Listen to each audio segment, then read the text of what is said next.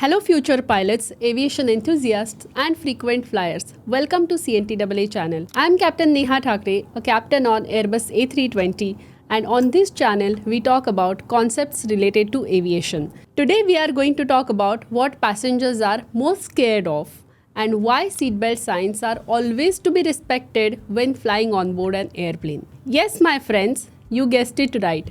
Today's topic to decipher is turbulence. So what is turbulence? What causes it? Are airplanes designed to withstand it? Should you really be scared of it? We are going to answer all these questions in this video. For better understanding of this concept, I have divided this video in two parts. First, types of turbulence.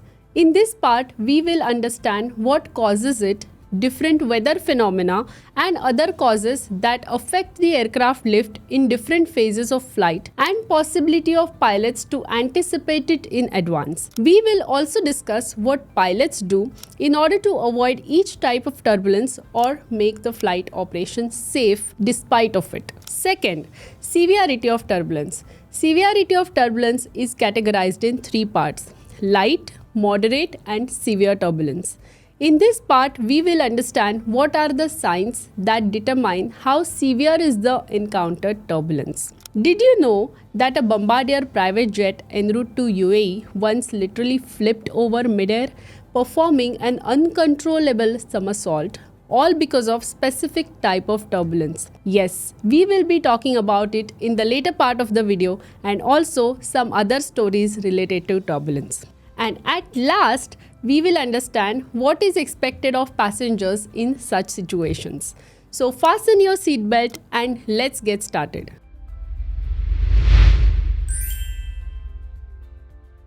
Speaking of types of turbulence, turbulence associated with clouds, clear air turbulence, wake turbulence, wind shear and microbursts, thermal or convective turbulence, mechanical turbulence and mountain waves are some primary types of turbulence. Let's understand each one of those. Turbulence associated with clouds. Cloud turbulence occurs when an aircraft flies through developing cumulus or cumulonimbus clouds.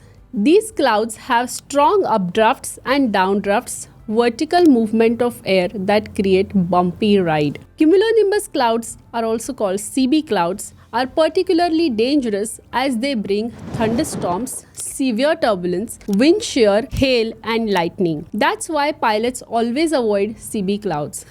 During the day, we can see them and navigate around them visually, while at night or in poor visibility, we rely on weather radar. As a rule of thumb, more a cloud is vertically developed, the more turbulence it is likely to have. Thin and wispy stratus clouds usually have little or no turbulence. If you enter such clouds, you may not notice any turbulence. Also, the density of air in clouds is constantly varying. As we have discussed in previous videos, lift is the function of CL half rho V square S and rho is the density. Air mass containing water vapor has lower density than dry air mass, and that is another reason for a bumpy ride while flying through the clouds. Second, clear air turbulence. As the name suggests, this type of turbulence is experienced in clear air, meaning there is no clouds or any visible indication of this turbulence. If passengers look outside the window while experiencing this turbulence, it's likely that skies are clear outside. Unlike cloud turbulence, clear air turbulence is invisible and unpredictable. It is mainly associated with jet streams. On January 22, 2025, an Airbus 350 flying from Las Vegas to London Heathrow set a world record of 814 miles per hour. That's almost 1310 km per hour of ground speed. This was only possible due to jet streams. Jet streams are fast-moving air currents in upper atmosphere and are even more pronounced during winters. While jet streams help pilots save fuel and get to their destination faster while flying from west to east, on the other side, jet streams cause clear air turbulence or CAT. Jet streams can have winds exceeding 150 knots, that's about 280 km per hour. When these high-speed winds interact with slower moving air, they create eddies or turbulence. Since there are no visual clues like clouds, pilots rely on weather reports or pilot reports, that is PIREPs, and forecasts to anticipate it. Airline pilots also have access to upper level wind information prior to flight to anticipate the severity of turbulence they might experience during the flight. A major sign of this kind of turbulence is the shear factor within these jet streams. Pilots brief the cabin crew before flight about what is to be expected and when it is suitable to begin cabin service. This brief also covers if it is okay to serve hot beverages or otherwise, because hot beverages during turbulence may pose a risk of skin burning hazard to passengers. After experiencing this kind of turbulence, usually pilots get out of it by climbing or descending from the current level at which this turbulence is experienced in order to keep the ride safe and smooth. For passengers, what is the best way to stay safe during CAT? Keep your seatbelts fastened at all times, even when the sign is off, because despite of all the efforts from the flight deck, sometimes CAT is experienced without prior notice. Now, let's talk about the most interesting part. Wake turbulence. Wake turbulence is generated by the aircraft itself. As the aircraft flies, the pressure difference between upper and lower wing surfaces create wingtip vortices, which are strong rotating air currents. Larger aircraft such as an Airbus A380 generates stronger wingtip vortices and wake turbulence, which can be dangerous to smaller planes flying behind them or on a reciprocal track. Wake turbulence is generated behind and below the airplane. Magnitude of wake turbulence depends on the type of aircraft and its category. For example, Airbus A380 is a super category aircraft and Cessna 172 is a light category of aircraft. Now imagine Cessna 172 flying behind Airbus A380. Would that literally be a safe flight? Definitely not. And hence, accordingly, pilots and air traffic controllers follow wake turbulence separation. This separation can be vertical and lateral separation during cruise, and at the time of takeoff and landing, specific distance or time interval is maintained behind the preceding larger airplane at all times by pilots and ATC. Pilots also follow a procedure called as SLOP, which is Strategic Lateral Offset Procedure, to avoid the wake turbulence from the aircraft which is flying ahead of you. Pilots take up to 2 nautical miles of lateral deviation from the airway in order to avoid the wake of heavier jets which are above and ahead of their aircraft. On January 7, 2017, a Bombardier business jet cruising at 34,000 feet unexpectedly hit the wake turbulence of massive Airbus A380 flying just 1,000 feet above. The private jet rolled 3 times, plunging nearly 9,000 feet of height, injuring its high net worth passengers and damaging the aircraft beyond repair. The pilots managed to regain control and make an emergency landing at Muscat. But this incident highlighted the severe damage and danger of wake turbulence at high altitudes. Then, turbulence associated with wind shear. Wind shear is sudden change in wind direction and sudden change in wind speed, or both. There can be increase in wind speed or decrease in wind speed. Okay, so this wind shear is associated with something called as microburst. So microburst is a sudden forced downward movement of air which is really strong and that spreads outward as it reaches ground. Aircraft which are taking off and landing are most at risk. So if in case the aircraft is going to land, then initially it will experience headwind, which is favorable.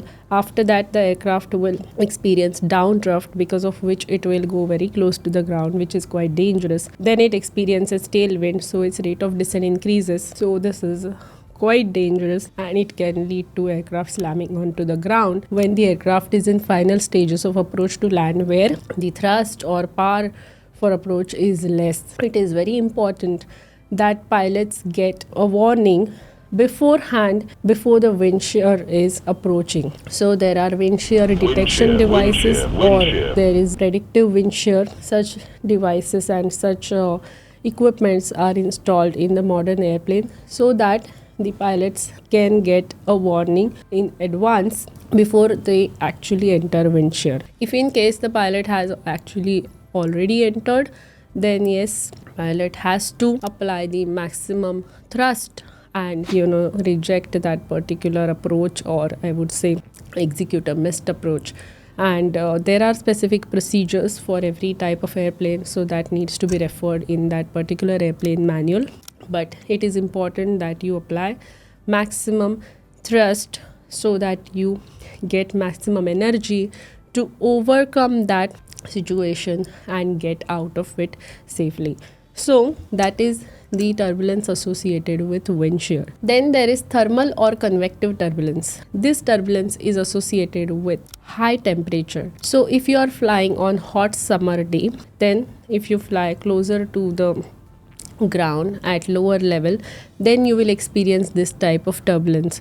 Even if you are flying in the let's say in inland area where there is a lot of heat generated, like for example in India, in Nagpur, Hyderabad, Jaipur, Delhi, okay, where there is hot temperature, there you will experience lot of thermal currents. These thermal currents are nothing but the air which is close to ground, since it is lighter because of high temperature, rises up pretty quick and faster, and these up currents will push the aircraft, and the turbulence is associated because of that, and that is because of the convective currents or thermal currents. If you are flying in the light or smaller airplane, then these currents are more pronounced and you might experience severe turbulence in case of the light airplanes. Okay, that is about the thermal or convective turbulence. Then the last one, mechanical turbulence. This turbulence is associated with the mountains, and if you fly closer to the mountain, then you will be experiencing this type of turbulence, which is also known as mountain waves. All right, as you now understand types of turbulence, let's understand what is the severity of turbulence and how to understand whether the turbulence experienced is light, moderate or severe. First, we have light turbulence. This feels like a gentle bump in the sky, like a car going over a speed breaker. You might notice your drink wobbling a bit, but it won't spill. Walking around, not too difficult. For us pilots, we will see small changes on the instruments, but nothing that affects the control of the airplane. Then comes moderate turbulence. Now, this one is stronger. You will feel a definite strain against your seatbelt, and if you are walking, it will be tough to keep your balance. Drinks likely to spill. Pilots may ask cabin crew to be seated, and cabin crew avoids serving hot beverages during this time for passenger safety. In the cockpit, pilots see more noticeable changes in altitude, speed, but aircraft stays fully under control. Now, the severe turbulence. This is serious. The aircraft can make sudden violent movements. Passengers and crew are thrown against their seatbelts. Unsecured objects go flying, and walking is impossible. If you are not strapped in, there is a real risk of injury. As pilots, we see large abrupt altitude changes and have to work hard to stabilize the aircraft. Pilots in the flight deck, we always wear seatbelts at all times, whether there is turbulence or otherwise. And I would encourage all the passengers to do the same at all times. Make sure to use the lavatory only when seatbelt signs are off. If you are in the lavatory and seatbelt signs are turned on, return back to your seat without any unnecessary delay and walk back to your seat with extra caution. It may not always be possible to predict turbulence, but pilots and cabin crew do everything we can to keep the ride smooth and safe. That's all for today's topic of turbulence. All of that said, modern airplanes are designed to withstand turbulence, and pilots are trained to avoid and mitigate the risk associated with it. so you can sit back and relax while flying with your seatbelts fastened at all times possible. I hope that this video has helped you understand the concept of turbulence a little better. If you are an aspiring pilot, you may consider signing up for CNTAA's on-demand demo training modules on cntaaonline.in.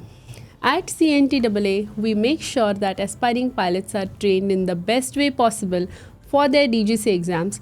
If you are an aviation enthusiast, you are welcome to share this video with your friends who experience a fear of flying because of turbulence. I hope that it will reassure him or her of the inherent safety of air travel.